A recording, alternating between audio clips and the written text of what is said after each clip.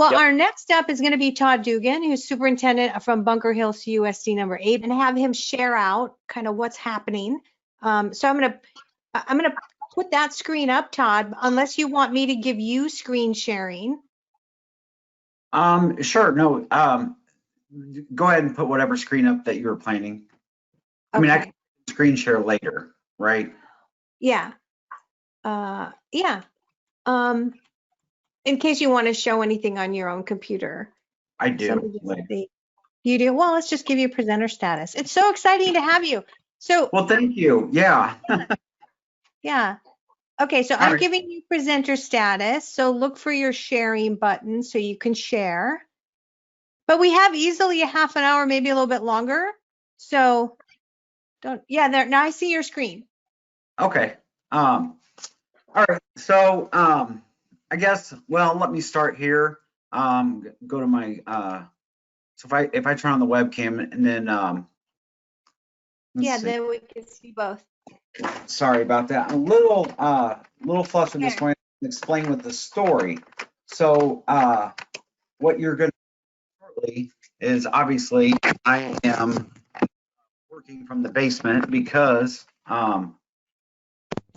yesterday, or actually Monday, coming home from school, our schools have just resumed 5 days a week instruction, and so my daughter came home Monday, said she was tired.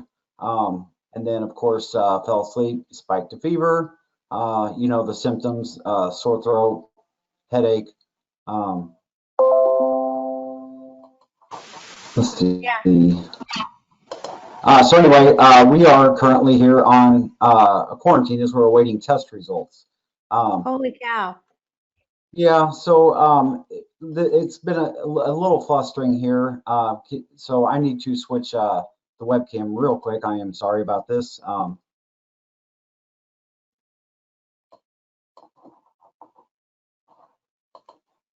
It's okay. We have plenty of time, Todd. Don't be all like, there.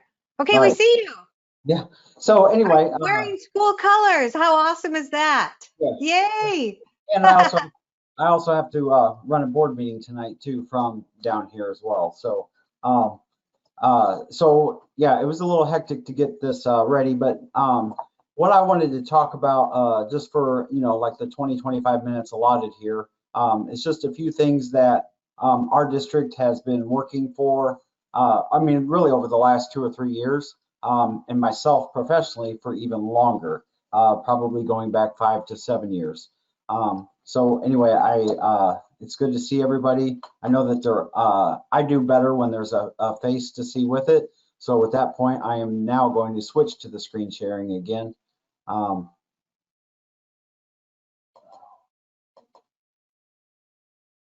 Yeah, we see your slide deck. You're on that first slide. Okay. Okay, good. So you see the slide deck and my face, right? Yeah, let me double check because it fell off of my screen, but it might be on my associate screen. Hold on. That's okay. You see both? Okay. Okay, your webcam. Okay, now your webcam's back. Now we see both. Okay, perfect. Okay. All right, so if you look at that first screen, you're going to see that. So first of all, my name is Todd Dugan. I'm superintendent at a PK through 12 school district in South Central Illinois, Bunker Hill School District number 8. Let's see.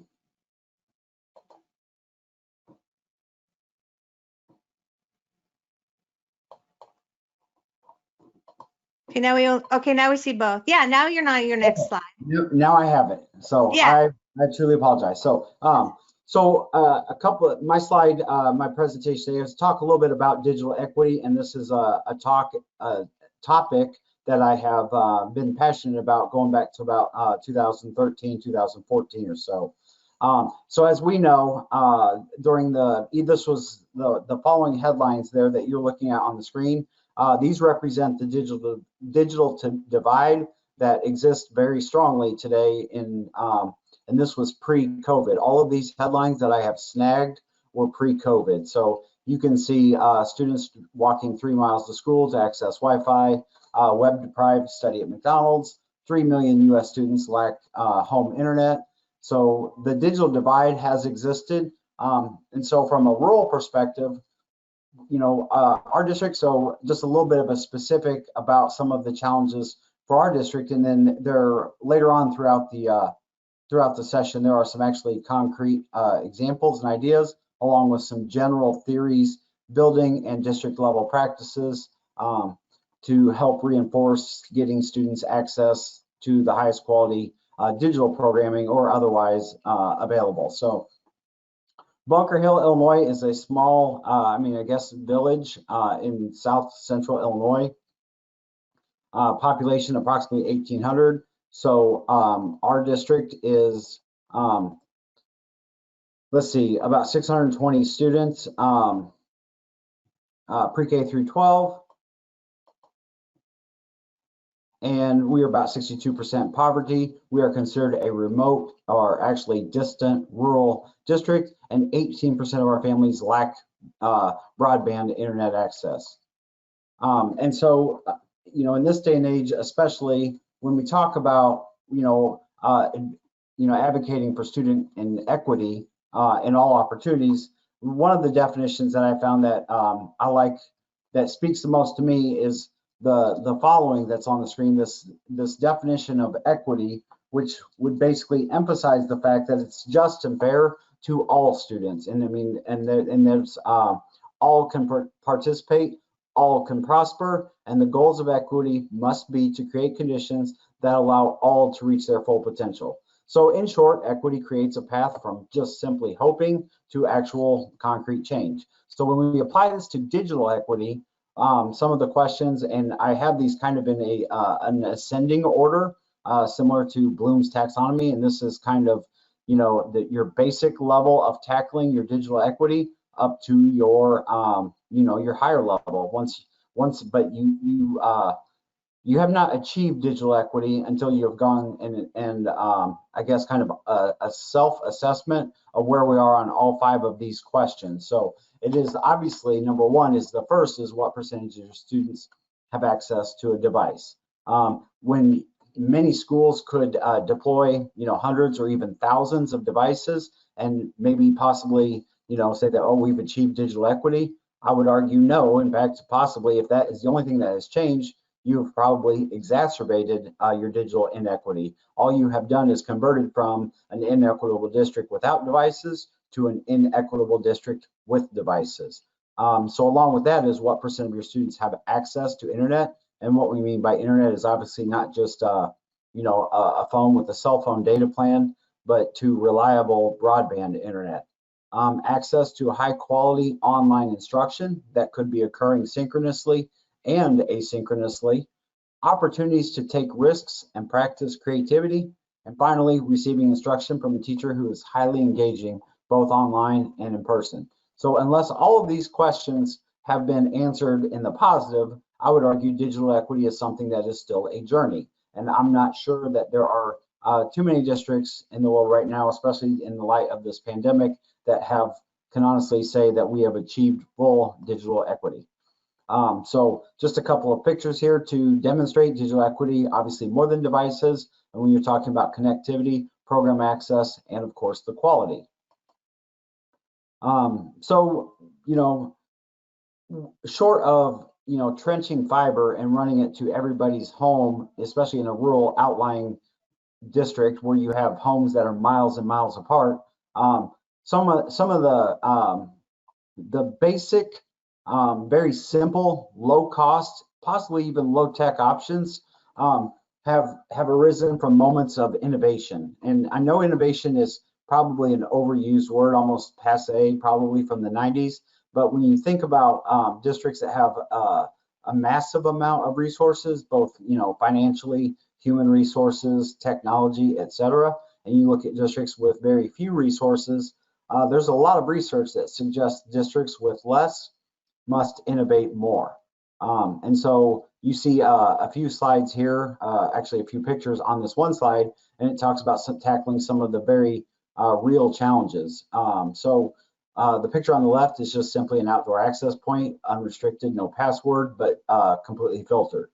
The picture to the top right shows students accessing hotspots from the car, and then of course creating flyer just to advertise, and which gives out goodwill for a community partner. If there was a partner in our district, in this case it was Madison Communications, that actually provided the bandwidth for this public drive-through Wi-Fi hotspot. So it was important to get recognition and kind of present it as a partner.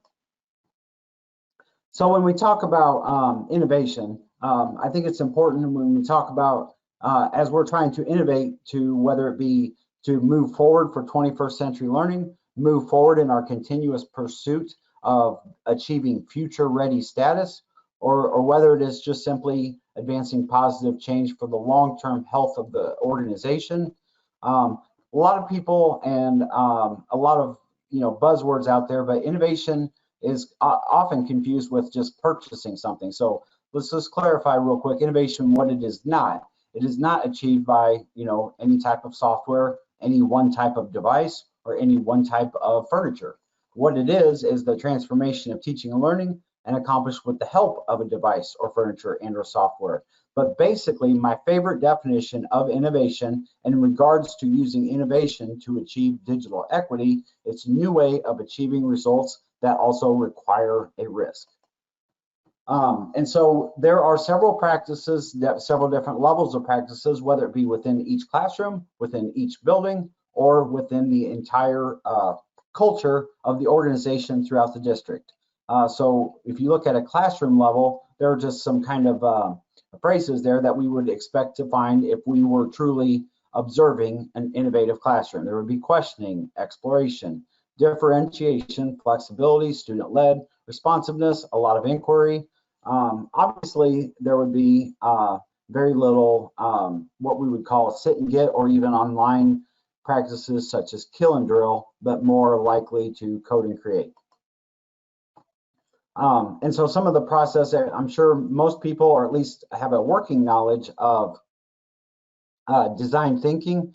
Design thinking, as you know, and I'm not sure how deep into this I should go, but just kind of the overview from IDEO's design process is that there are 5 phases: discovery, interpretation, ideation, experimentation, and evolution. And so some of the solutions that we just looked at on the previous screen were actually arrived at through the design process. So for example, the outdoor access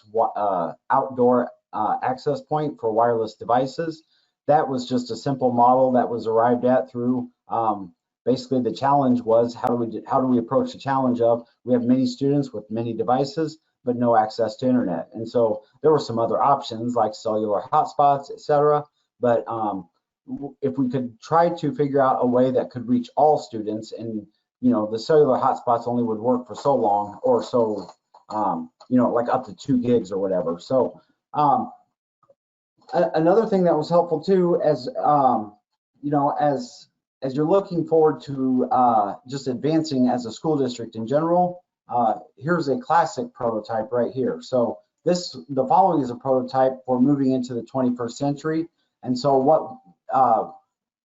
what makes these two, and basically it is one prototype, but what makes these two models unique is that these were created with that exact same process. So this is actually a prototype of successful students in the 21st century. And so a lot of people will, and as the description for this presentation stated, whether there's a pandemic or there's not a pandemic, or if it's just school business as usual, parents' expectations for the outcomes for their students certainly have not changed and have not lessened. In fact, some would argue they have increased.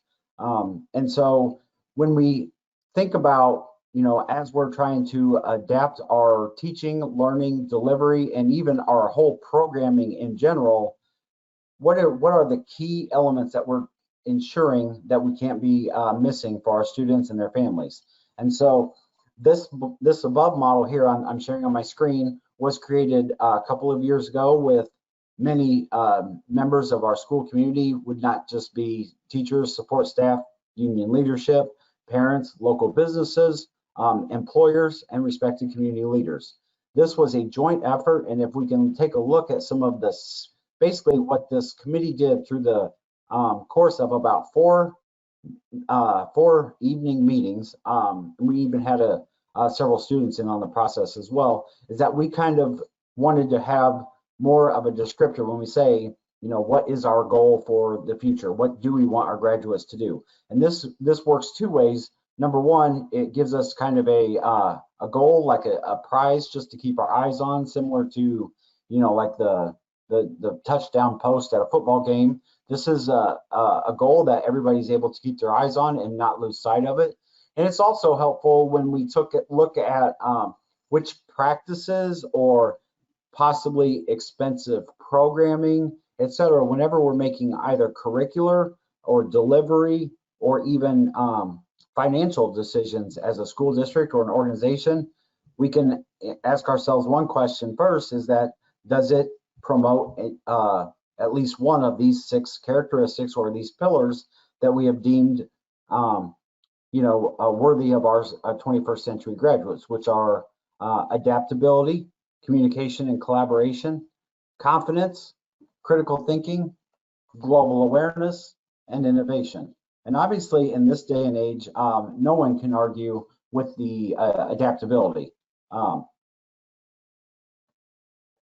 Let's see. Let me just snag a pic real quick. Okay, I think I arrived right on time, 21 minutes here. I guess at this point I will turn over for a few questions and answers. It'd be helpful to get some type of organic feedback, interaction, and answer any kind of questions in regards to the process of continuing to pursue innovation, even in light of challenging times. Well, yeah, and I really like that. And that's one question is that, exactly how are you driving that thought leadership across all of your staff's thinking?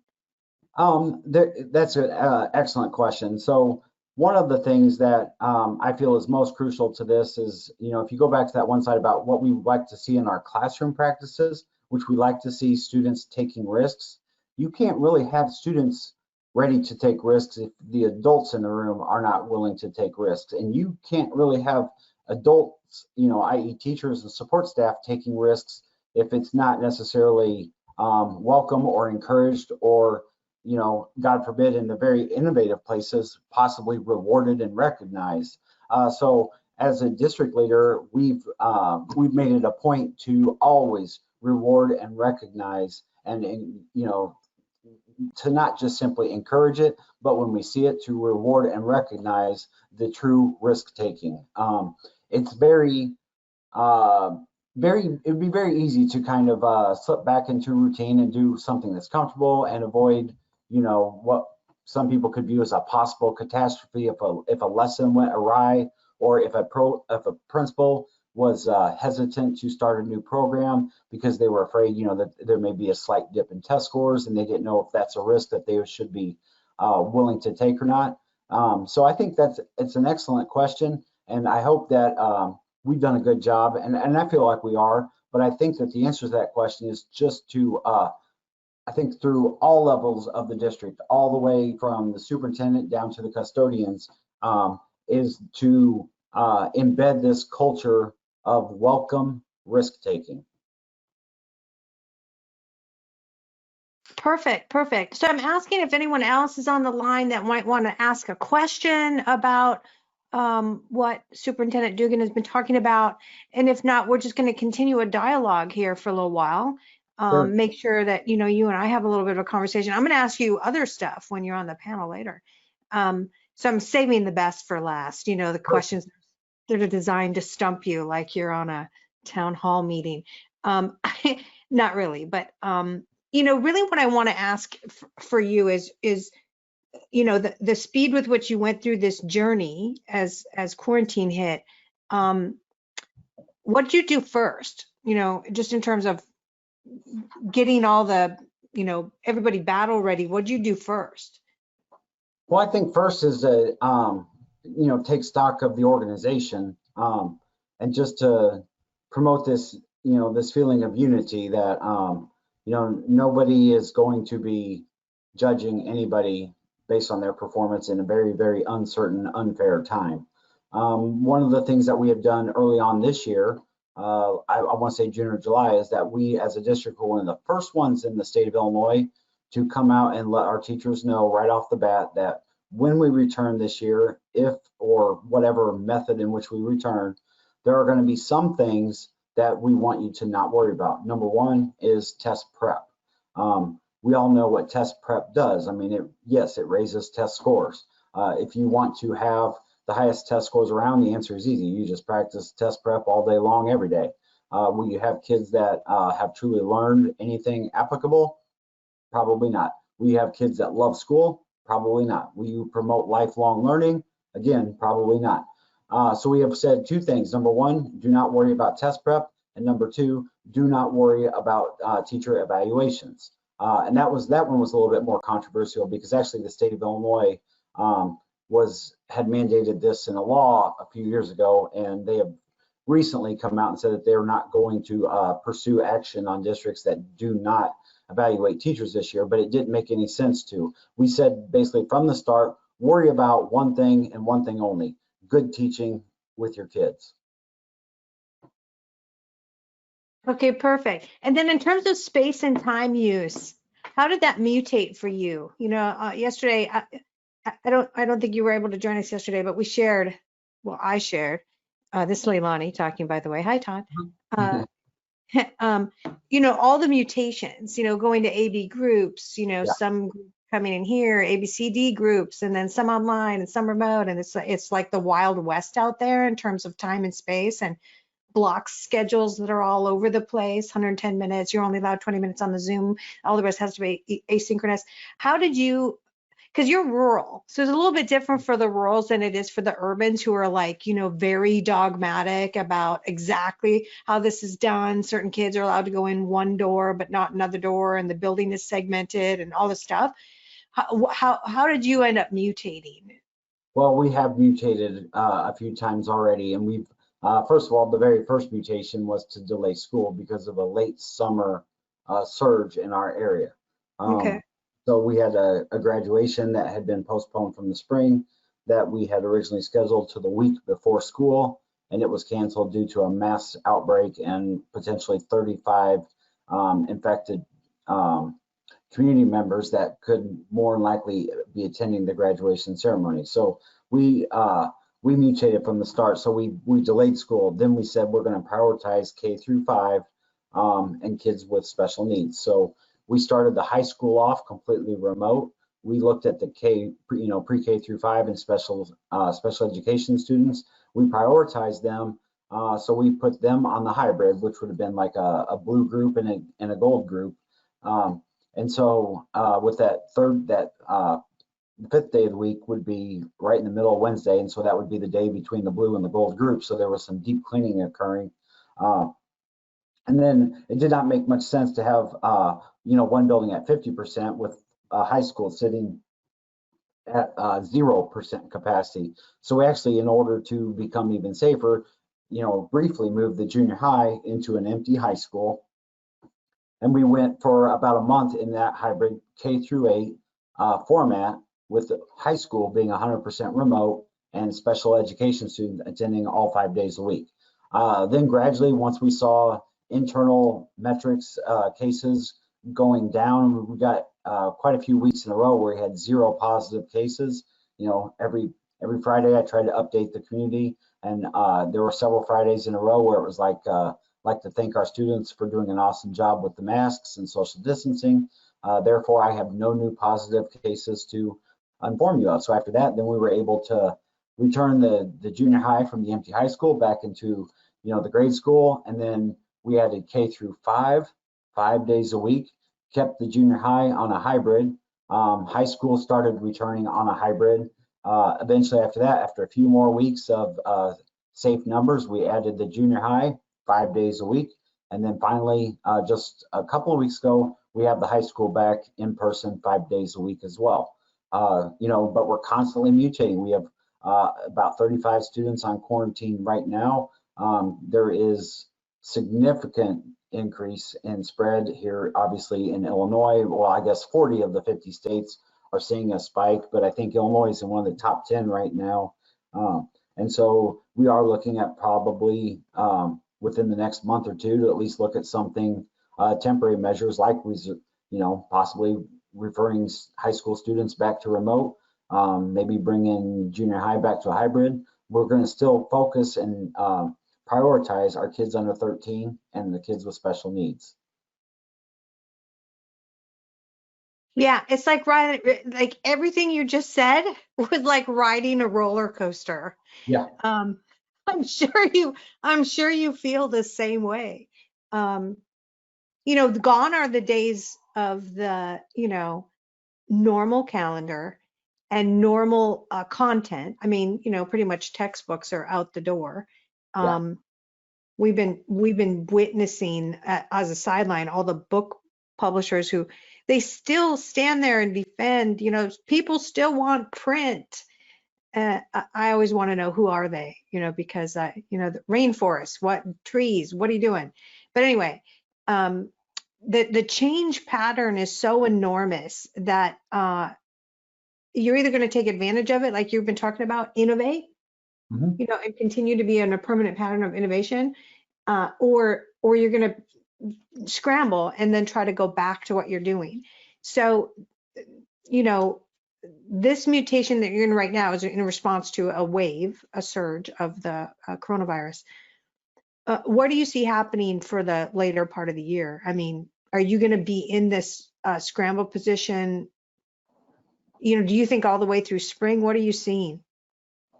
I see ebbs and flows like this throughout the year, and our goal is we want one constant to remain, and be the kids K through 5, and kids with special needs, basically the kids that need the most. English language learners, IEP students, they're going to be the focus. And it doesn't make certain people, obviously happy. High school kids want, especially seniors, they want a senior year, they want normalcy, they want a homecoming, which, they're unable to get one like normal. They want a homecoming, they want a senior prom, but at the end of the day, I see these, kind of like tides, like an ebb and flow. I think right now we're in the midst of a surge here. Our county is breaking records every day. Do I think at some point in the next month that we may pivot to remote for a while, have some deep cleaning, bring the K-5 back in person, and leave everybody else remote? That's what I foresee. And then as cases stabilize, again, returning the junior high and high school, I could see them. And I have, less concerns about high school students being on a hybrid than, say, your K through 2. So I do see ebbs and flows. I think throughout this whole school year, at least in some portion, our school district will remain open. And what I mean by open is actually kids on campus. It is our hope. They just may be only a couple of grade levels, but I think by having this clear-eyed focus on what's the priority right now, and the priority is basically just getting through this school year safely, and adding, I guess, moving students forward, moving the needle on student engagement and student achievement forward. But when you look at how you would do a first and a second grader through an iPad, or an 11th grader on a Chromebook, there's a world of difference. And so I think that's probably the best, most accurate way to describe how we may survive and keep our sanity, is by focusing on a few areas where we do know that they're the critical areas for us.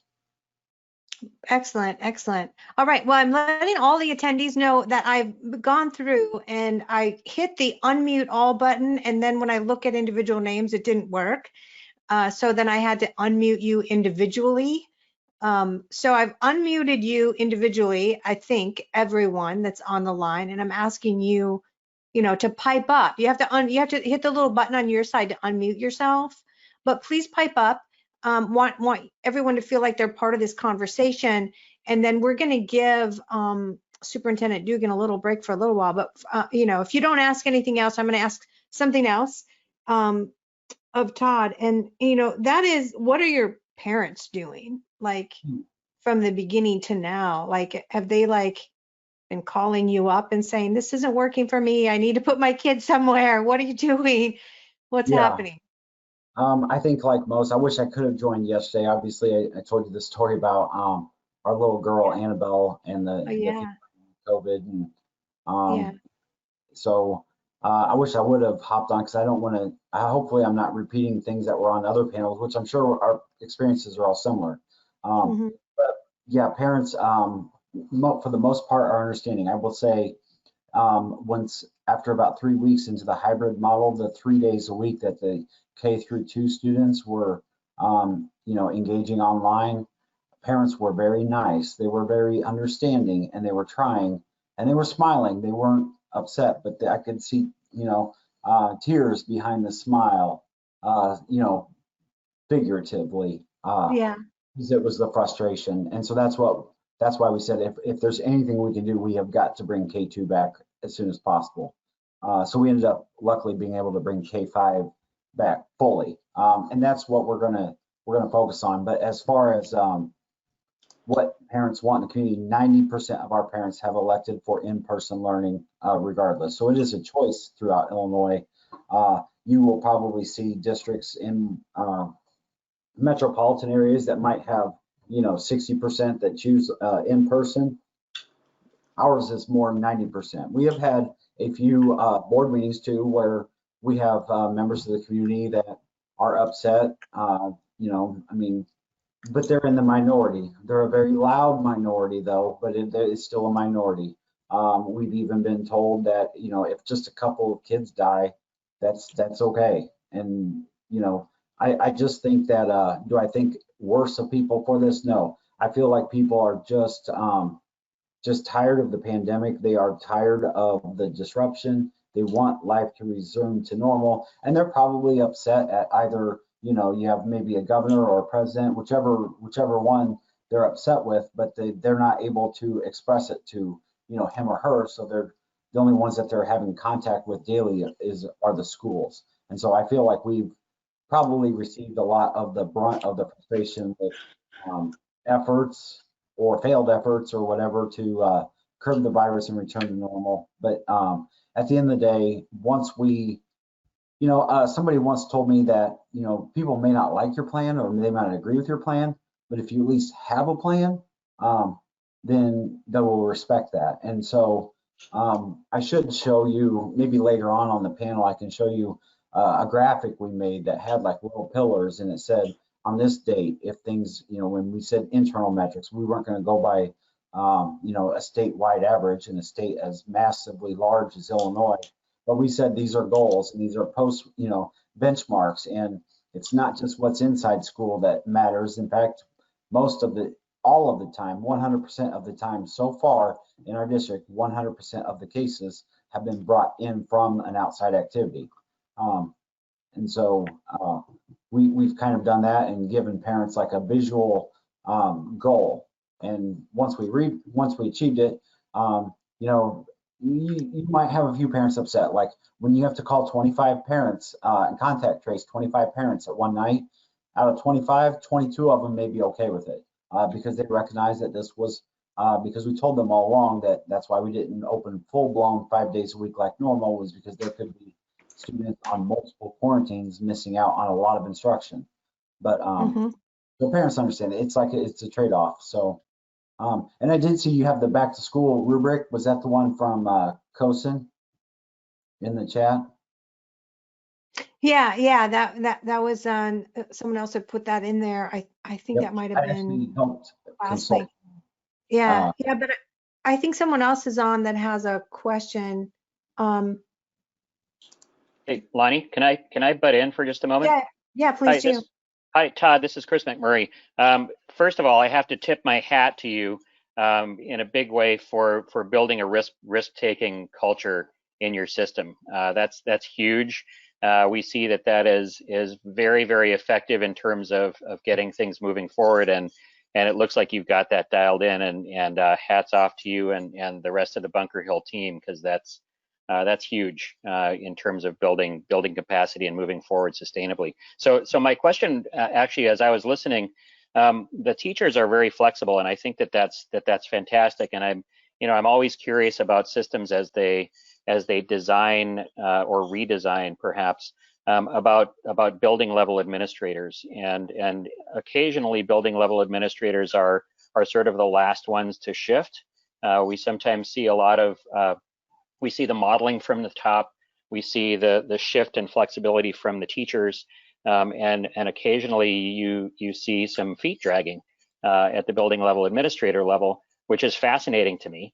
But it happens in a lot of places, and so I'm curious to see how you're engaging that group of people and how their job has shifted in your new system. No, that's an excellent question. But first of all, thank you for the kind words at the beginning of your comment. I feel like it too. When I started at Bunker Hill, I was always told 36 months. Whatever culture it is, if you're complaining about that culture, then you own it. So we're at like month 27. So I do feel like we have done a nice job of encouraging risk taking and rewarding it and recognizing it. And that's the only way that it could be expected to flourish throughout the district.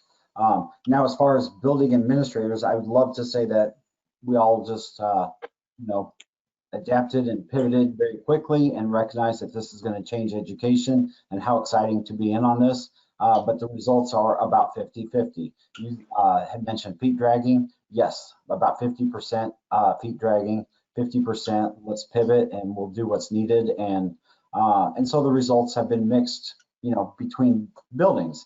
And what the research says about the number one effective driver for change is actually the building principal. It's the most probably important position in education, other than the actual relationship between the classroom teacher and the student. But if you have a principal and they're not able to picture anything different than what has always been before, it's going to make things difficult. And so what we are finding is initially it was about 50-50.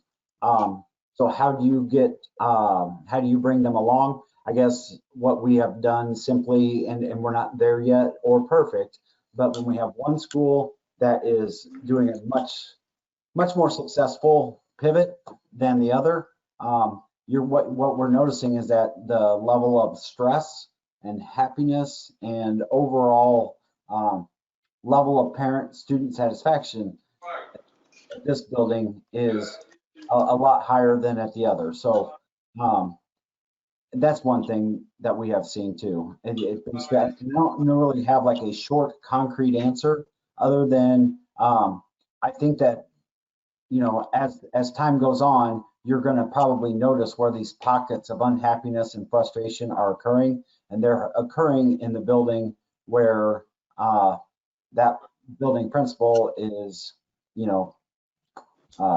having a tougher time pivoting than the other. Yeah. So thanks for that. I really appreciate the insight because I think this is an area of work where perhaps we as a business haven't really focused explicitly, and that is how do we help a building administrator transition because their jobs changed now, right? Yeah. And so they're still required to be the the lead learner in the building, and that's a critical position. It is, and so the question is, how do we help them to revision their own job because it's changed now in the same way that the teacher's job has sort of shifted a little bit. Exactly, and I think what you will probably find, I don't have the research to this, but my insight, and I'm sure yours as well, we probably, building leaders that are instructional leaders, then principals who are better managers, right? The ones that are the better managers have probably had a much difficult time adapting. The principal that likes to have like a checklist and likes to say, well, it's October, it's the third week of October, so I'm going to open up my October filing cabinet drawer and do the normal things I always do in October. That building principal, and I'm not saying that's ours, but like that type of a building manager as opposed to a a visionary leader is going to have the tougher time, and therefore probably that whole building would have a tougher time adapting. Right. Agreed. Yeah. Perfect. Well, thank you for your thoughts, Todd. I really appreciate it and all the awesome work that you're doing. I would love to stay connected. All right, I appreciate it. Yeah, me too. I think my contact information is on that final slide, right? Yeah. Perfect. Thank you. Yeah. So I think Chris O'Neill was going to unmute and make a comment or question. Well, this is probably a follow-up question, but all the upheaval, and you were just discussing the impact on administrators and things like that. If you were to, I don't know if you poll your teachers, or maybe you already have an answer to this, what would be your focus for professional development for the spring for teachers? If that's even, we were kind of talking earlier about like a Maslow, so I don't even know if we can have professional development this spring, or if everybody's still in survival mode, or just curious. I think you can open it with you've done quite a bit since this whole thing started, and I think it was worsened last year. People were remote, and there were all kinds of free, webinars and things, and a lot of times they turned into like, sales or free trials that turned into paid subscriptions. I think you can overdo it on PD. Right now, I feel it would be just in our area with the shifts. We have many teachers on quarantine. There was much confusion about is it a paid day? Is it 2/3 pay? Is it 100% pay? Is this going to count as a sick day? Is this going to count as a family first relief day? Lots of stress, and on top of that, just try to throw PD, I think would be a mistake.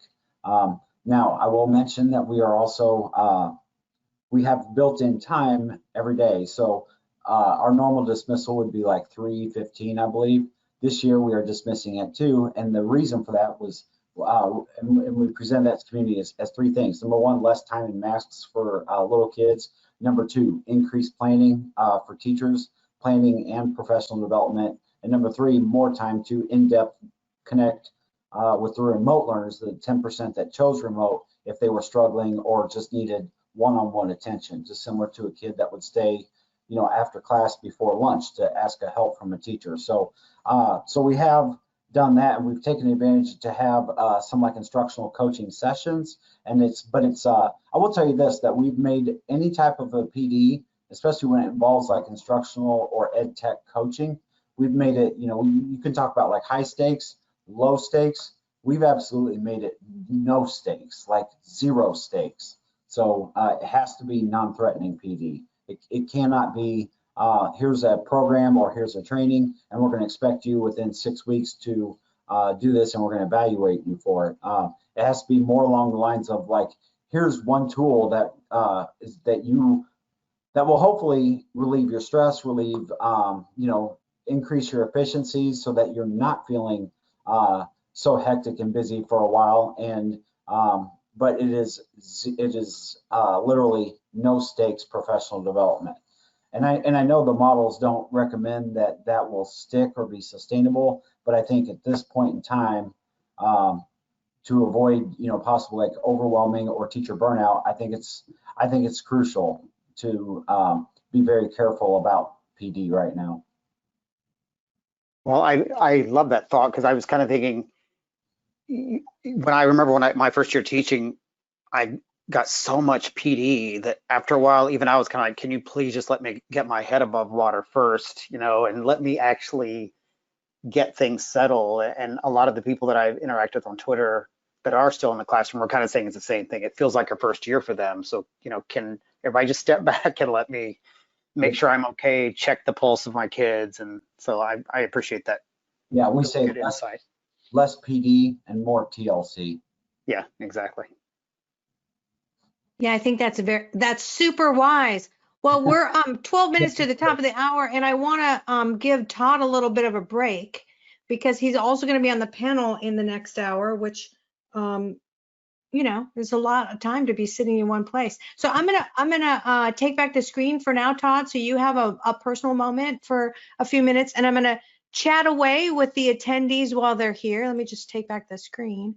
Here we go. Okay.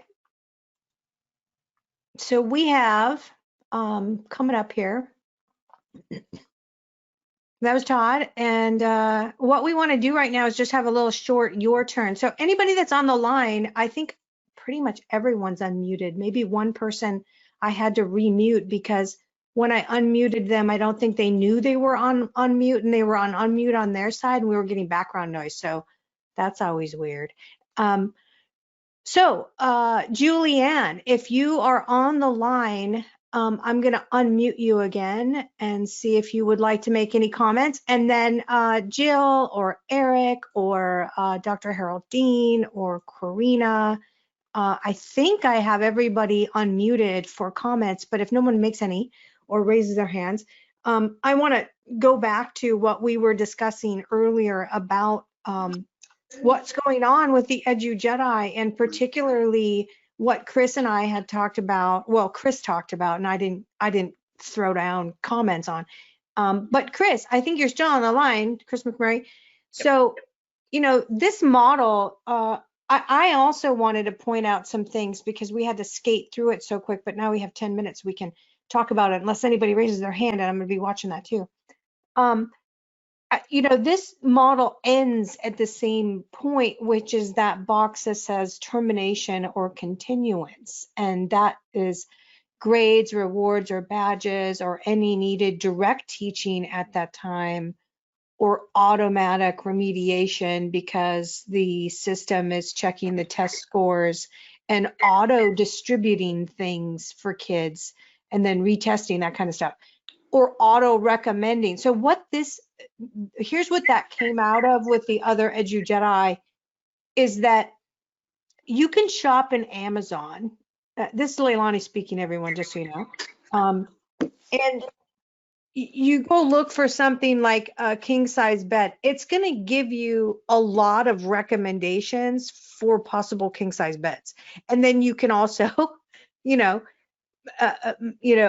mess with that, like you only want a 10-inch mattress versus 12-inch mattress or whatever, and you want it to be firm or you want it to be soft. So you have the ability to manipulate back the search as well. So what we're talking about in the Edu Jedi model and the way that its language requires you to start thinking with the capacities of technology and what it can do to create a high value user experience in the workflow or the discovery of knowledge. And so that's really what this model is addressing. I think, Chris, it's going to take us a couple of years just to get people to come to the table in grasping what this all means. Well, I think so, and I think that in fact the conversation that Todd had just previously a minute ago, what he was talking about was a mindset shift, right? And he was thinking through, and his team had already proposed, hey, look, this is not necessarily just about technology. This is about teaching and learning, and this is about structures to create, like you say, high value experiences. And at this point, you have to start thinking through, how are you going to leverage the technology that exists? I was talking to somebody about winter camping, and they're complaining about being cold. And I said, you know, if you're cold, it's on you. The technology exists for you to layer up or be warm, and it exists. And so, you know, there's no bad weather. There's only poor clothing choices. And so, in the same way, if you're struggling with this idea, the old idea of what a learning experience should be, and then trying to shoehorn this thing in, no amount of PD is going to help you. You're going to have to come off of an old way of thinking and adopt a new sort of a frame. And you're right. I mean, it's a mindset shift, and this is a change on a significant level. We're talking about shifting entirely the idea around learning design, and you know, it's going to be a lot of work. We're scratching the surface, and we've been at it for a long time. You know, we've been, right. I mean, this is what we've been planning for a long time, and now all of a sudden it's a requirement and not an initiative. And people who would say, "Oh yeah, no, we're going to get to that in 3 years." Nope, sorry. Guess what? It's today.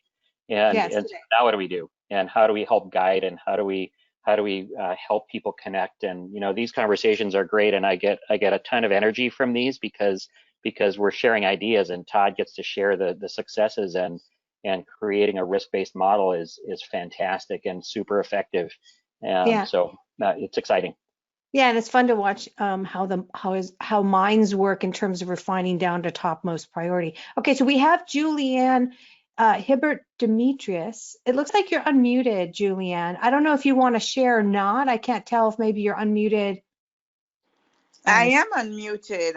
Yay. I think you did Okay. unmute me, but Yeah. you know, I just love the conversation because what it does, it helps us to build on our prior knowledge so that we can serve the community where we work. So I do love the conversation that is going on. Good. Well, thank you. Thank you. Please join in anytime.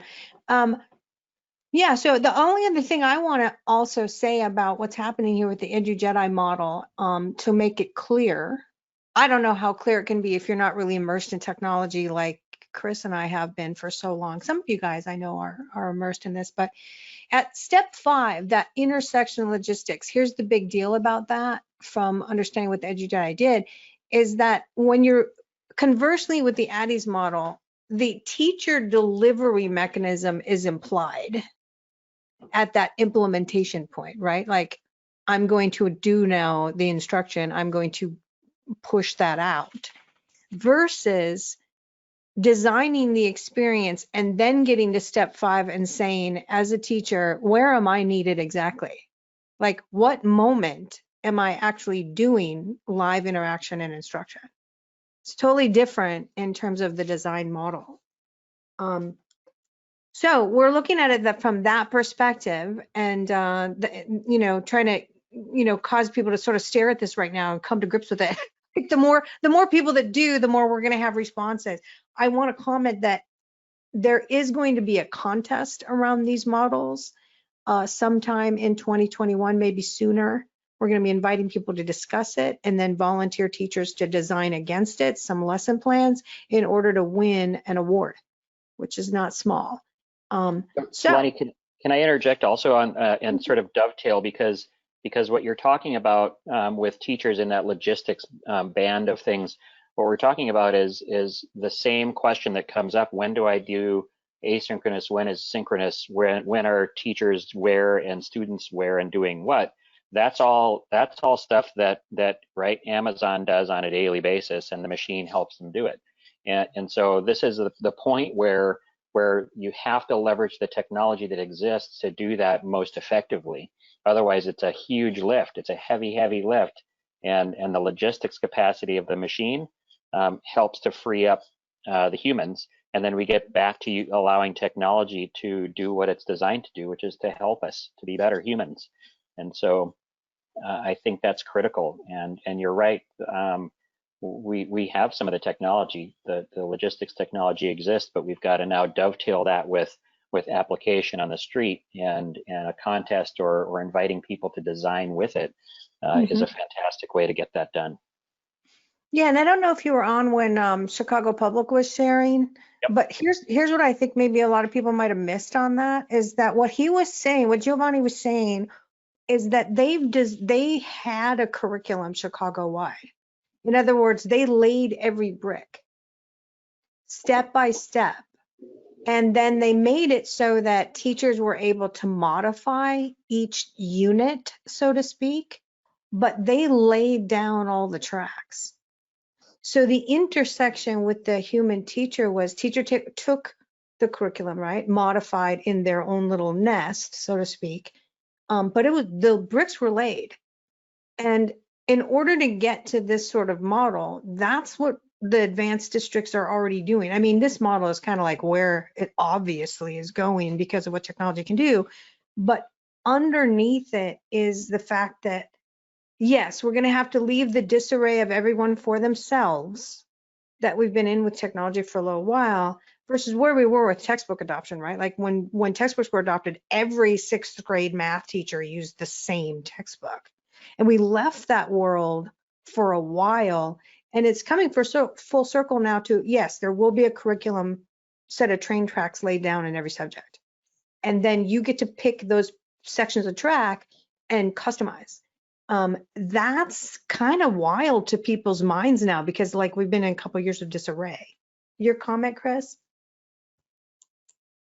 No, I think that's absolutely the work that has to get done. And I, you know, the interesting thing about what Chicago is presenting, and I did manage to catch all of that conversation.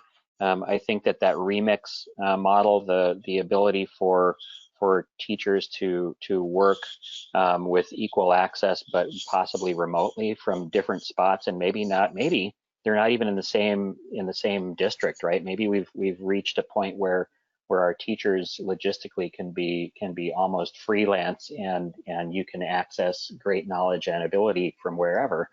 I think that we're going to need to learn fast from the people who are ahead, and leverage and share. I think that's going to be critical.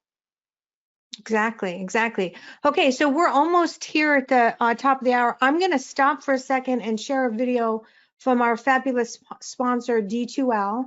And then we have our dear friends, Todd Dugan back, and James O'Hagan, somebody that I admire a great deal, Director of Digital and Virtual Learning from Racine Unified. So you guys are going to be on deck. Just hold on a second. I'm going to share a video, and then we're off to the races with the two of you. I'm super excited about the discussion. Hold on. Hey folks, my name is Damien, and I'm about to give you a sneak peek of something that only a handful of people have ever seen before. You ready? When I was at Box and I was hiring, literally world-class machine learning researchers and AI developers, I had this stack of resumes. So our HR department gave me a stack of resumes, and they were like, all right, here's your resumes. Like, think about who you want to hire. And the schools that these kids were from, Berkeley, Stanford, Brown University, Cornell, all of these top schools. And I told them, I was like, I don't want any of these resumes. I want to see their GitHubs. I want to see their portfolios. Yeah. I told them, I just have one question. What have you done? That was Naveed, a super smart guy, and among his many accomplishments, he has started and sold a company to Box, which is like Dropbox for really big organizations. He's also co-founded the Knowledge Society, which is something you're going to want to Google in a minute. But because of his experience, he's been part of hundreds of hiring decisions over the last few years, which is why I was so excited to have him on our podcast recently, talking about what students need to do today in order to stand out and get the job tomorrow. That's why teachers love this podcast, because it's for them and their students. Students get to learn about every different occupation imaginable, about what they actually do at work all day, and what skills they need to be successful there. And spoiler alert, it has nothing to do with their GPA or their standardized test scores. The world is changing. Things like resumes and standardized tests, they don't do a good job of giving your students the agency they need in order to tell a story about why there's so much more than the grades on their report card. Luckily for you and for your students, that's where Spaces comes in. Spaces empowers your students to document evidence of their growth and to showcase their 21st century skills in a student-driven digital portfolio built for 2020. The type of portfolio that's going to get them noticed by people like Naveed. Now, you're ready to take a screenshot? Because folks, my time is up, but if you want to learn a bit more about Spaces, if you want to learn a bit more about your new favorite podcasts, and of course, the Knowledge Society, head over to spacesedu.com/skills. Have a great day.